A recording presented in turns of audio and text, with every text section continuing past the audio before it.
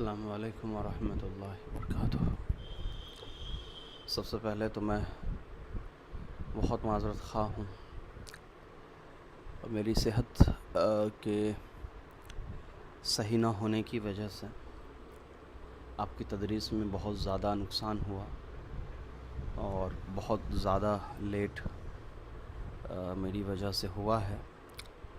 انشاءاللہ ابھی سے میری یہ کوشش رہے گی کہ کم سے کم ایک صفحہ ہی ضرور، لیکن میں ڈیلی آپ کو پڑھا پاؤں۔ ابھی کچھ دنوں سے میں بہت زیادہ بیمار ہوں اور یہ بیماری بہت زیادہ بڑھتی جا رہی ہے، جس وجہ سے مجھے بولنے میں، دیکھنے میں اور بیٹھ کر کے یا کوئی کام کرنے میں بہت زیادہ دشواری کا سامنا کرنا پڑ رہا ہے۔ اس لیے میں آپ سے بہت زیادہ تہ دل سے معافی مانگتا ہوں، لیکن انشاءاللہ آپ سے کوشش رہے گی کہ کسی طریقے سے آپ کو ڈیلی ایک صفحہ ہی ضرور میں پڑھا دیا کروں، اور اسی کی شروعات میں کر رہا ہوں ابھی سے۔ پچھلے اسباق میں ہم لوگوں نے تنوین کی جو 4 قسمیں تھی اس کے بارے میں ہم نے پڑھ لیا تھا۔ آج تنوین کی جو 5ویں قسم ہے، جس کا نام ہے تنوین الترنم، تنوین ترنم، اس کے بارے میں ہم پڑھنے والے ہیں۔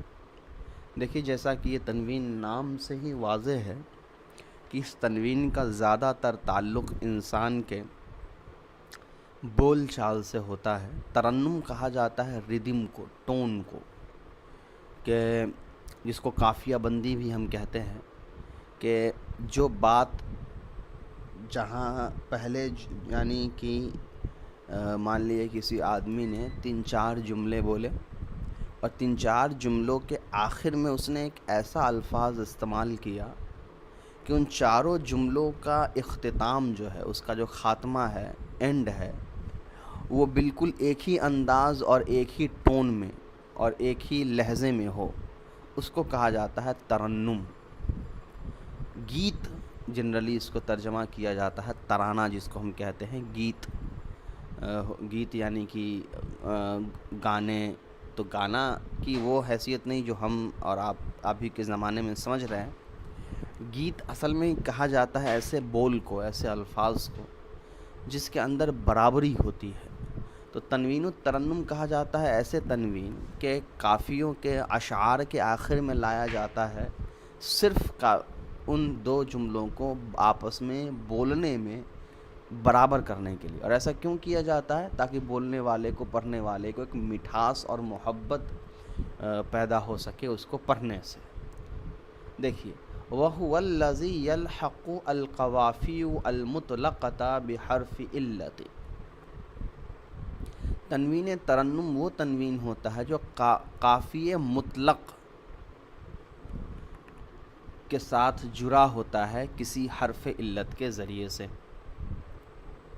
کقولہ، جیسے کہ قول، شعر ہے، اقل اللوم آزل وطابا وقول ان عصبتی لقد اصابا، یا وقولی ان عصبت لقد اصابا، یہ پڑھ لیجیے، وقولی ان عصبت لقد اصابا۔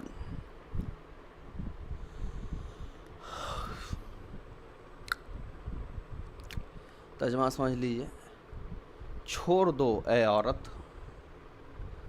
اے ملامت کرنے والی عورت، چھوڑ دو ملامت کو اور عتاب کو، اور تم کہو اگر میں نے کچھ صحیح کام کیا ہے تو تم کہو کہ میں نے صحیح کام کیا ہے۔ تو یہاں آپ جو یہ دیکھ رہے ہیں، عتابن، اصابن، یہ اصل میں با الف 2 زبر بن، اور یہاں بھی با الف 2 زبر بن تھا، تو اس تنوین کو ہٹا کر با نون زبر بن کر دیا گیا، کیونکہ ہم جانتے ہیں کہ تنوین کے ساتھ لکھیے یا نون کے ساتھ لکھیے، بات برابر ہی ہوتا ہے، وہ پڑھنے کے لیے بدلاؤ کیا جاتا ہے۔ یہاں حاشیے میں اس شعر کی جو ہے تشریح لکھی ہوئی ہے، یہ شعر کیسا ہے، کہاں سے آیا ہے۔ ہمیں ان چیزوں کی طرف جانے کی ابھی ضرورت نہیں ہے، ہمیں صرف ابھی تنوین کی قسمیں اور نحو و صرف کے اعتبار سے پڑھنا ہے۔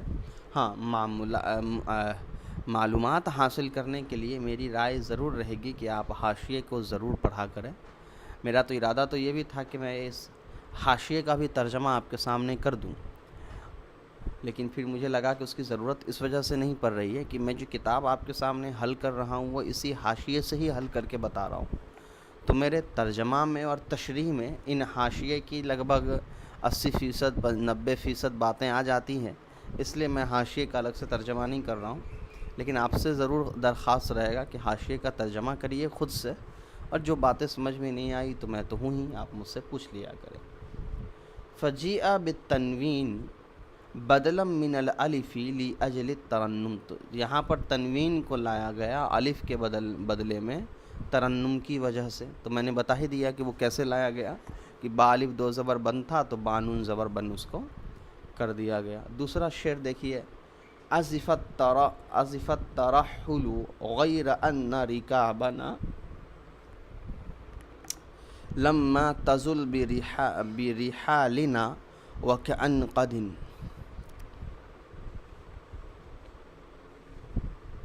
تو یہاں بھی جو قدن ہے وہ وہی تنوین ترنم ہے۔ عزفت ترحل، سفر تیار ہو گیا، شروع ہو گیا، غیر ان رکابنا، مگر یہ کہ ہماری سواریاں، ہمارا قافلہ، لما تزل برحالنا، نہیں چلی ہے ہمارے سفر کے سامان کے ساتھ، کعن قدن، گویا کی وہ چلی ہے۔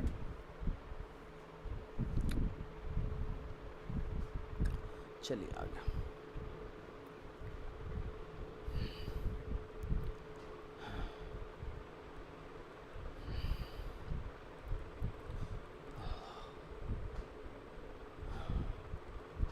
چھٹا ہے التنوین الغالی، تنوین غالی، وَأَثْبَتَهُ الْأَخْفَص، اس تنوین کو امام اخفش رحمۃ اللہ علیہ نے ثابت کیا ہے۔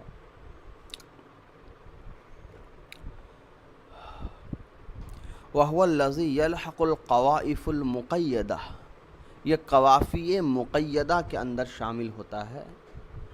اب قواف مطلق اور قوافی مقید یہ کیا ہوتا ہے، اب ذرا اس کو پہلے سمجھ لیجئے۔ چونکہ تنوین ترنم قوافی مطلق کے ساتھ جڑا ہوا تھا، اور یہ تنوین غالی جو ہے یہ قوافی مقید کے ساتھ جڑا ہوا ہے، تو یہ قوافی مطلق اور مقید سمجھ لیجئے، باقی ساری چیزیں آپ کو اپنے آپ سمجھ میں آ جائیں گی۔ تو دیکھیے، قافیہ مطلق کہا جاتا ہے، بہت آسان انداز میں اگر آپ کو اس کو یاد رکھنا ہو تو قافیہ مطلق کہا جاتا ہے اس قافیے کو، اس شعر کے ٹکڑے کو جس کے آخر میں حرف علت نہیں ہوتا ہے، اور قافیہ مقید کہا جاتا ہے اس شعر کے ٹکڑے کو جس کے آخر میں حروف صحیح ہوتا ہے۔ تو قافیہ مطلق جس کے آخر میں حرف علت ہوتا ہے، اور قافیہ مقید جس کے آخر میں حرف علت نہیں ہوتا ہے۔ شعر دیکھیے، وَقَاتِمِ الْأَعْمَاقِ خَاوِئَ الْمُحْتَرَقًا، کہ کتنے ہی بیابان دور علاقوں کے خالی جگہ ہیں جس کو گزارا گیا ہے۔ قاتم کتنے ہی، اعماق گہری جگہ یعنی خالی جگہ، خاوی خالی، محترکن گزارا گیا جگہ۔ ظاہر کلام المصنفی، مصنف کا ظاہری کلام یہ ہے، ان التنوین کلہ من خواص الاسم، کہ تنوین جو سارے کے سارے ہیں، جو 6 قسمیں ہیں تنوین کی، وہ سب اسم کے خواص میں سے ہیں۔ وَلَيْسَ كَذَلِكَ، لیکن یہاں پر اب راوی یہ مصنف کہہ رہے ہیں، یعنی جو شرح ابن عقیل کے مصنف، وہ کہتے ہیں کہ حالانکہ ایسا ہے نہیں، بل الذی یختص به الاسم انما هو تنوین التمکین والتنکیر والمقابلۃ والعوض، کہ جو تنوین اسم کے ساتھ خاص ہے وہ تنوین ہے تنوین تمکین، تنوین تنکیر، تنوین مقابلہ اور تنوین عوض۔ اور رہی بات تنوین ترنم اور تنوین غالی کی، رہی بات تنوین ترنم اور تنوین غالی کی فیکونانی فی الاسمی والفعلی والحرفی. تو یہ تنوین ترنم اور غالی جو ہے یہ دونوں اسم کے اندر بھی آ سکتے ہیں، فعل کے اندر بھی آ سکتے ہیں اور حرف کے اندر بھی آ سکتے ہیں. تو کیا مطلب ہوا آپ وہ سمجھیے. یہاں کہا کہ مصنف رحمۃ اللہ علیہ نے تنوین کی 6 قسمیں بیان کی اور ان 6 قسموں کے بارے میں بتایا کہ یہ تنوین جو ہے یہ اسم کی علامت ہے اور تنوین کی یہ 6 قسمیں ہیں. لیکن یہ مصنف رحمۃ اللہ علیہ شرح ابن عقیل کے مصنف رحمۃ اللہ علیہ کہتے ہیں کہ مصنف کی مراد کچھ اور ہے. ظاہری کلام تو یہی ہے کہ یہ تنوین اسم کی قسمیں ہیں، لیکن یہاں ایک بات یہ سمجھنی ضروری ہے کہ اس کے یہ ضرور ہے کہ جس لفظ پر بھی تنوین ہوگا وہ اسم ہے، لیکن تنوین غالی اور تنوین ترنم یہ جو 2 تنوین ہے یہ صرف اسم پر نہیں آتا ہے بلکہ یہ فعل پر بھی آ سکتا ہے اور حرف پہ بھی آ سکتا ہے. اس کی وجہ ہم آلریڈی جانتے ہیں. اس کی وجہ ہے کہ یہ دونوں تنوین جو ہے یہ شعر اور قافیہ بندی کے لیے استعمال ہوتا ہے. تو یہ نہیں دیکھے گا کہ آخری لفظ اسم ہے یا فعل ہے یا حرف ہے، کیونکہ یہ صرف ردم کو اور ترنم کو بیٹھانے کے اور سیٹ کرنے کے لیے بنایا جاتا ہے. تو آخری حرف اسم ہو تب بھی آ جائے گا، فعل ہو تب بھی آ جائے گا اور حرف ہو تب بھی آ جائے گا. چلے ومن خواص الاسمی، اور اسم کے خواص میں سے ہے النداء ندا. نحو مثال کے طور پہ یا زیدو اے زید، والالف واللام اور الف لام الف یعنی الف لام جو لگا ہوتا ہے. نحو الرجل جیسے کہ الرجل، والاسناد الیہ اور اس کی طرف نسبت کرنا جیسے نحو زید قائم زید کھڑا ہے. فمعنى البیت، تو بیت کے جو معنی ہے یعنی اوپر جو شعر تھا اس کے معنی ہے حصل للاسم تمییز عن الفعل والحرف. اسم کے لیے حاصل ہوتا ہے تمیز، فرق فعل اور حرف سے. تو کیسے فرق حاصل ہوتا ہے؟ بالجری حرف جر کے ذریعے سے، والتنوینی تنوین کے ذریعے سے، والندائی حرف ندا کے ذریعے سے، والالف واللامی الف لام کے ذریعے سے، والاسناد الیہ اور مسند الیہ ہونے کی وجہ سے. مسند الیہ کہتے ہیں ای الاخبار عنہ، یعنی اس کے ذریعے سے خبر دیا گیا ہو یا اس کے متعلق خبر دیا گیا ہو.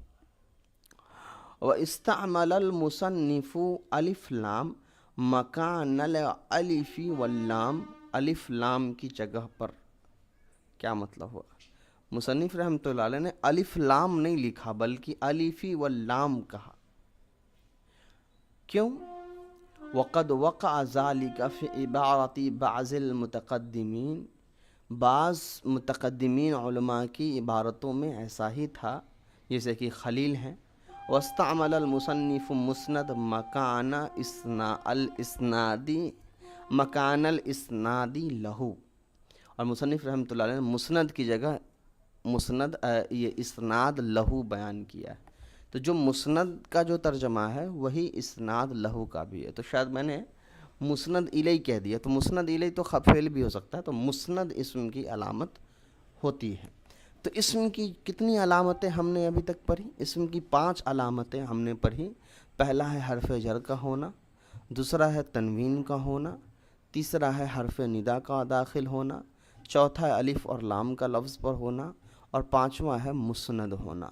یہ 5 علامتیں اسم کی ہے. اس میں سے ہم نے تنوین کے بارے میں پڑھا کہ تنوین کی 6 قسمیں ہیں.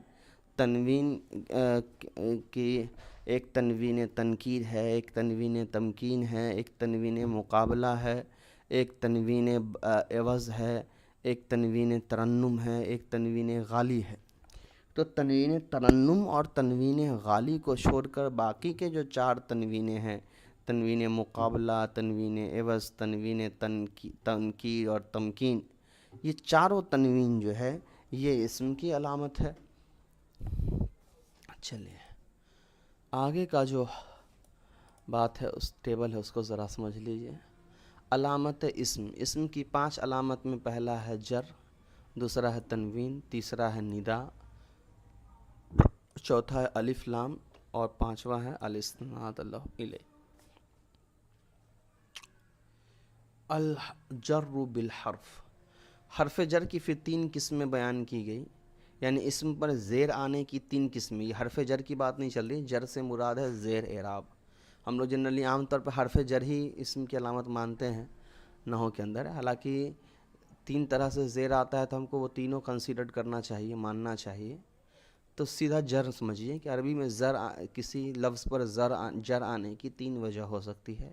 ایک یہ کہ وہ تو اس پر جر حرف جر کی وجہ سے آیا ہو، دوسرا کہ اس پر اس پر زیر آیا ہو مضاف الیہ ہو جانے کی وجہ سے، اور تیسرا یہ کہ اس کا زیر آیا ہو تبعیہ، یعنی کہ مضاف الیہ کی صفت ہونے کی وجہ سے، یا جار مجرور والی صفت، یا معطوف علیہ ہونے کی وجہ سے۔ میری صحت صحیح نہیں ہے، اس لیے تھوڑا سا اگر بات کرنے میں اونچ نیچ ہو جائے اور کچھ باتیں الٹا اگر ہو جائے تو اس کو تھوڑا سا مینیج کر لیجئے گا، بہت مشکل سے میں ریکارڈ کر پا رہا ہوں۔ پھر تنوین کی جو ہے، ایک ہے تنوین تمکین، دوسرا ہے تنوین تنکیر، تیسرا ہے تنوین مقابلہ، اور چوتھا ہے تنوین عوض۔ یہ 4 قسمیں تنوین کی ہیں۔ اس کے بعد عوض عن الجملۃ، یہ تنوین عوض جو ہے یہ 3 طرح سے استعمال ہوا ہے، یا تو جملے کی جگہ پر تنوین استعمال ہو گیا ہو، جیسے ہین اذ کانا کذا والا تھا، یا اسم کی جگہ پر تنوین استعمال ہو گیا ہو، اور تیسرا ہے حرف کی جگہ پر تنوین کا استعمال جو ہے وہ ہو گیا ہو۔ چلیے اب یہاں سے علامت الفعل ہے، اس کو انشاءاللہ ہم لوگ اگلے کلاس میں کر لیں گے۔ السلام علیکم ورحمۃ اللہ۔